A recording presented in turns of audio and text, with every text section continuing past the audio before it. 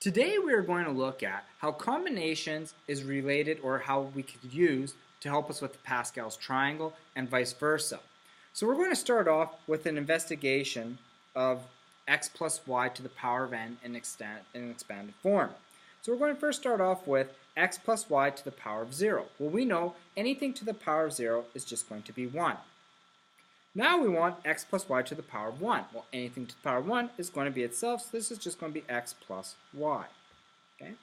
Now it wants us to expand this part here. And then x plus y squared, and then x plus y cubed, and then x plus y to the power of 4. So I'm going to start with x plus y squared. So if we have x plus y, and we square that, that's the same thing as saying x plus y multiplied by x plus y. Okay? Now we expand this out. I'm going to end up getting x squared plus 2xy plus y squared. Okay? Now we're going to do our next one here. We want x plus y cubed. Well, that's going to be equal to x plus y. And we already solved with x plus y squared up there, so I'm not going to multiply it out. I'm just going to write in what it is. We know x plus y squared is x squared plus 2xy plus y squared. Now we are going to expand this out here. First go x multiplied by each term, which will give me x cubed plus 2x squared y plus x y squared. And then we have to multiply my y by each term, which will give me plus x squared y plus 2xy squared plus y cubed. Now we combine all like terms. We have 1x cubed there. And then we're going to have 2x squared y's and another x squared y's, which will give me plus 3x squared y's. And then we have xy squared plus 3xy squared, and then plus y cubed. Okay? Now we're going to do to the power of 4. So we're going to look at x plus y to the power of 4. So that's going to give me x plus y all multiplied by, so instead of writing out x cubed, I'm going to put in what my value of x cubed is. So that's going to be multiplied by x to the power of 3 plus 3x squared y plus 3xy squared plus, and we have y cubed. Okay? So now I have to multiply x into every term, which will end up giving me x to the power of 4 plus 3x cubed y squared plus, 3x cubed y. Get rid of that. And then we're going to have plus 3x squared y squared plus 3 x y cubed. Now we have to do my y's, so I'm going to get plus x y cubed, x cubed y. Then we're going to end up getting plus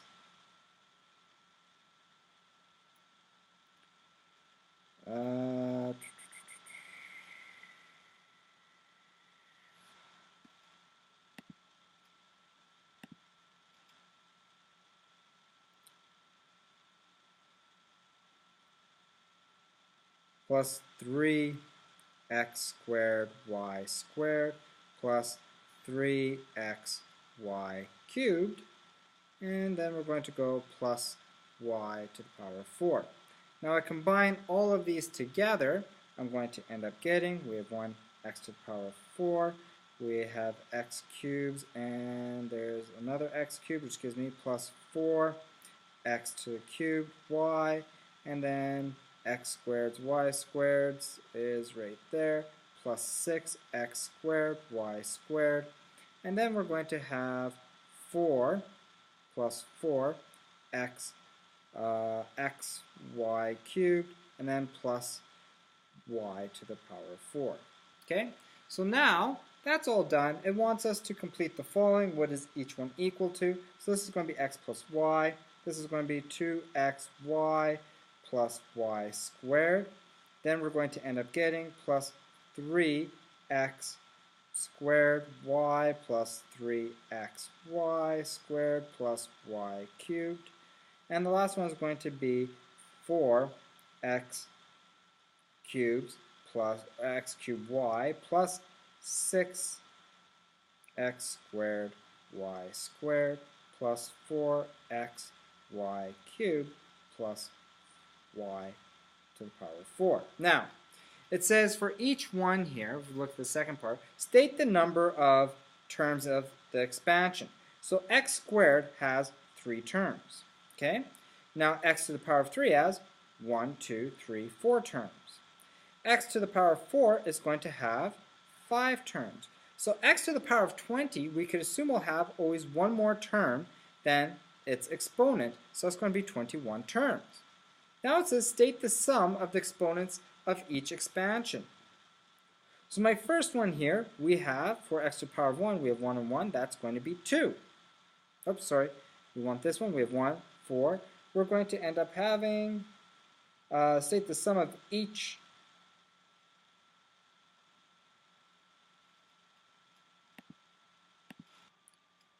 So the next one here is to state the sum of the exponents in each term of the expansion. So of each term, if I look at x squared, we have the sum is 2. Here we have 1 and 1, which is 2 and 2. So it's always 2. We look at the cube, well, x cubed is 3. We have these here, we have 2 and an imaginary 1 there, which gives me 3. 1 and imaginary 1 and 2 is 3 and 3. Now let's look at x to the power of 4. We have x to the 4. And here we have 3 and 1, which is 4, 2 and 2, which is 4, 3 and 1, which is 4, and 4, so all these are 4. So in each term, the sum of exponents is always going to be equal to my power of my factored form, so it's going to be 20. Okay? Now it wants for us to complete the arrays which show the coefficients of each term of the expansion. So our first one here is the coefficient. We have 1. Here's going to be 1, 1. Next is going to be 1, 3, 3, 1. Then we're going to get 1, 4, 6, 4, 1. Now, if we put this in a triangle, it looks really neat.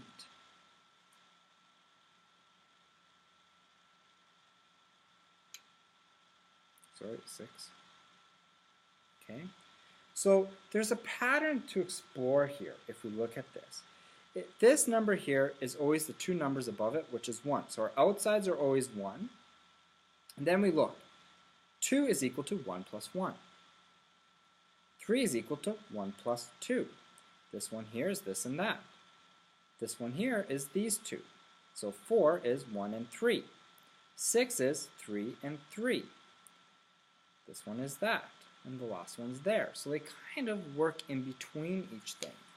So now I'm going to help you on this next page. We have here x plus n to the power of n. And we're just going to explore this a little bit more and the properties. So we're going to use this above expansion to find the following. So how many terms are there in terms of n?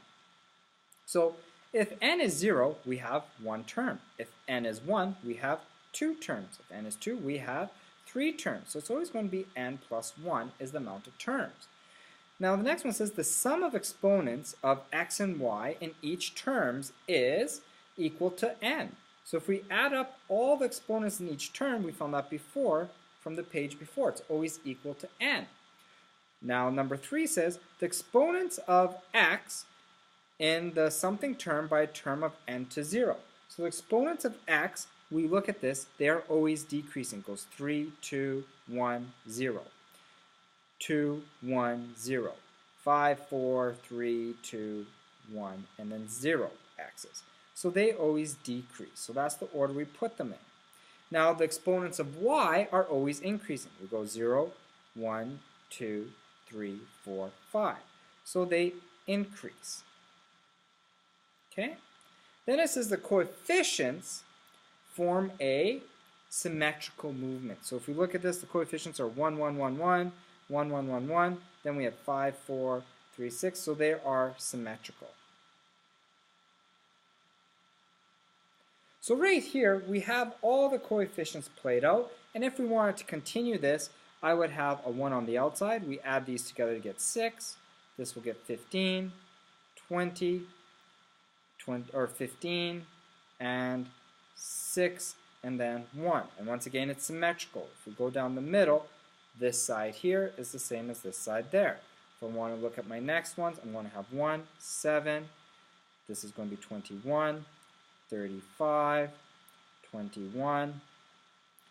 Oops, sorry, 35 again.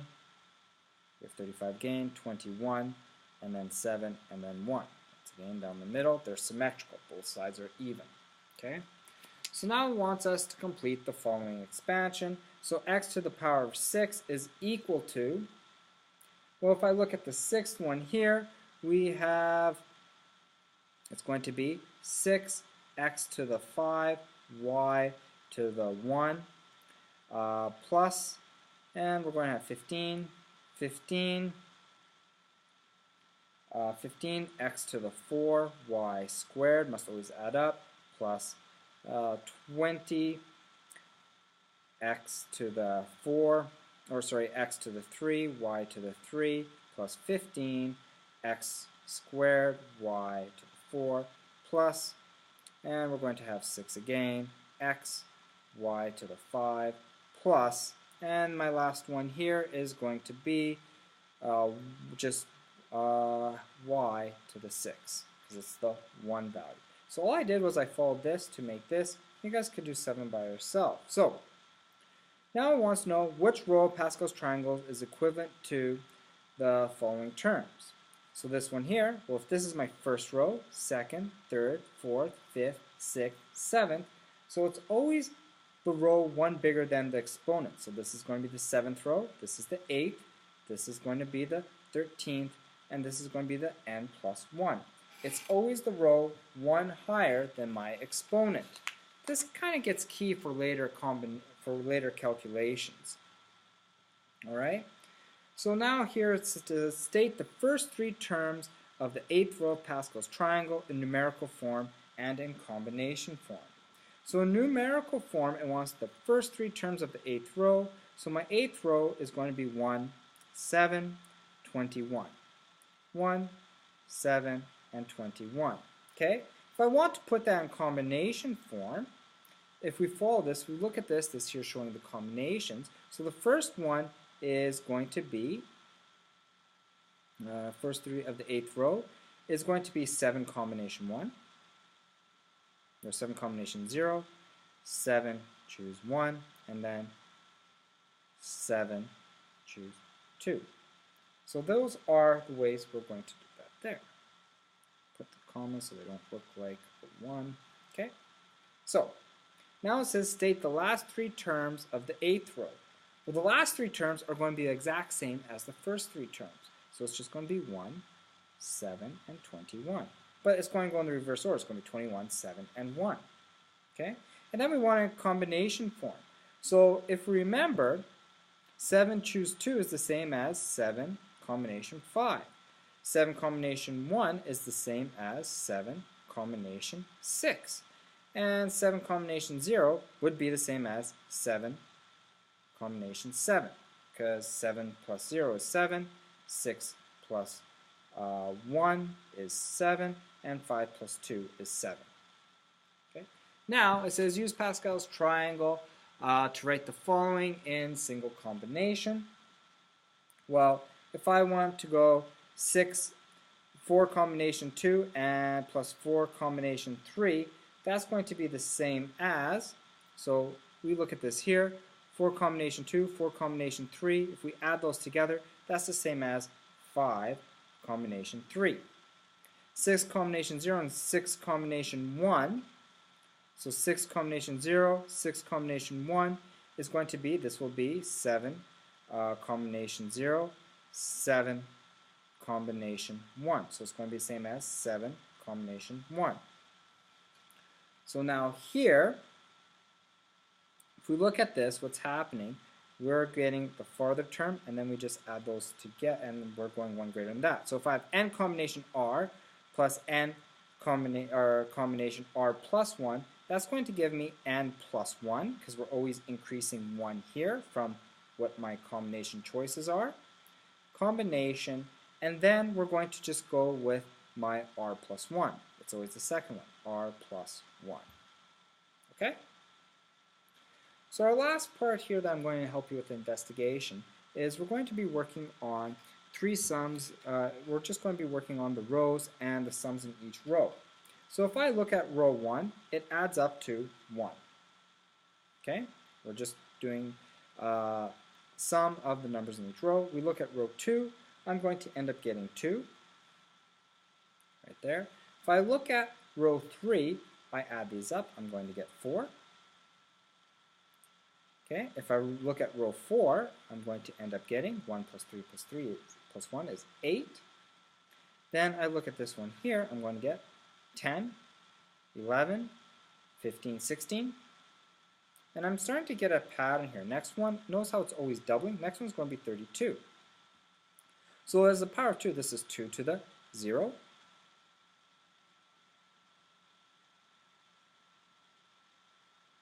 Then 2 to the 5. So we're always going up. So my row is equal to 2 to the power of something when we have the sum of all of my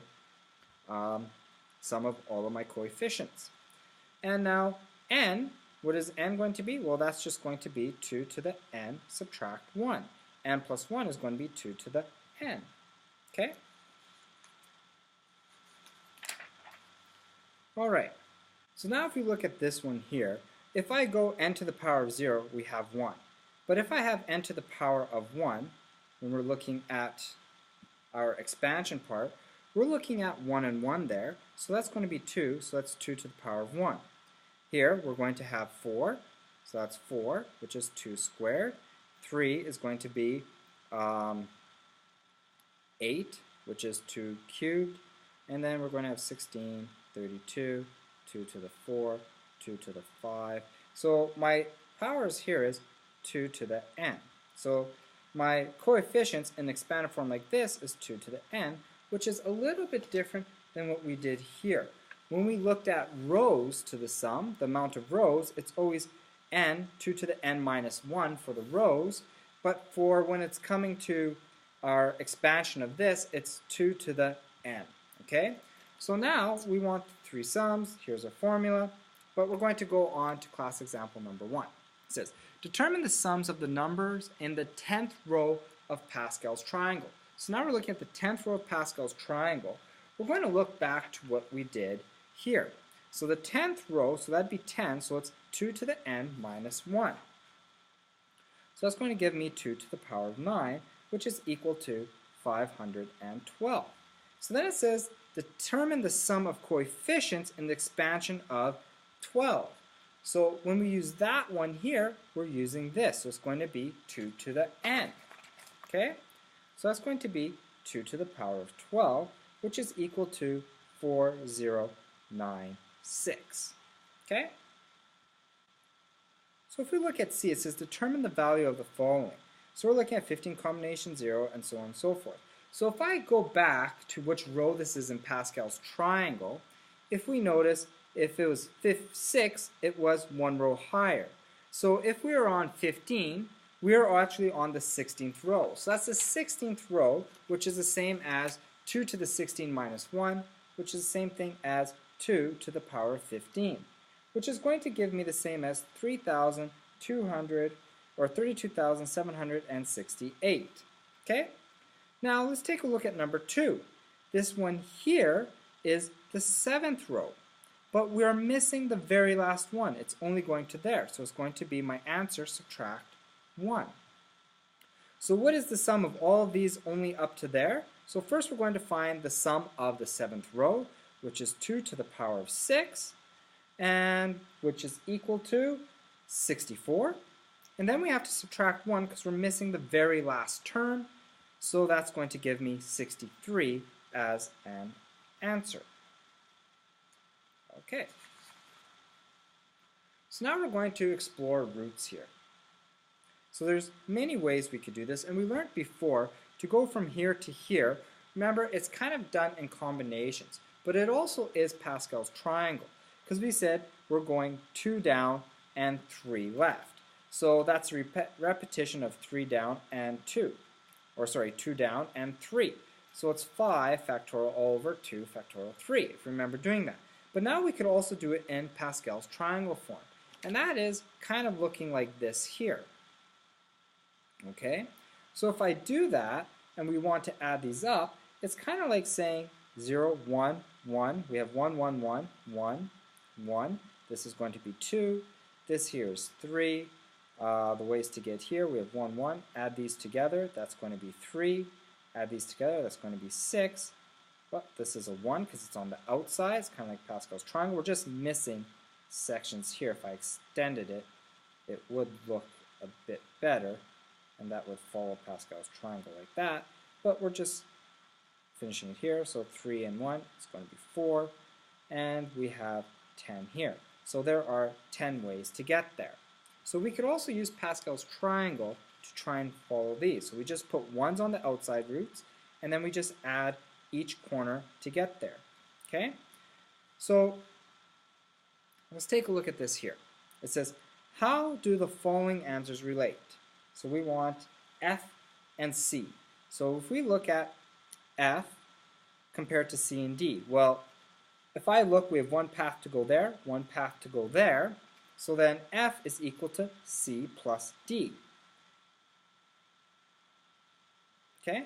Now what about H compared to E and F? H, and we're looking at E and F, that's going to be the same as E plus F is equal to H. Because it kind of follows Pascal's triangle. We're just going to, and it just continues going that way. Okay?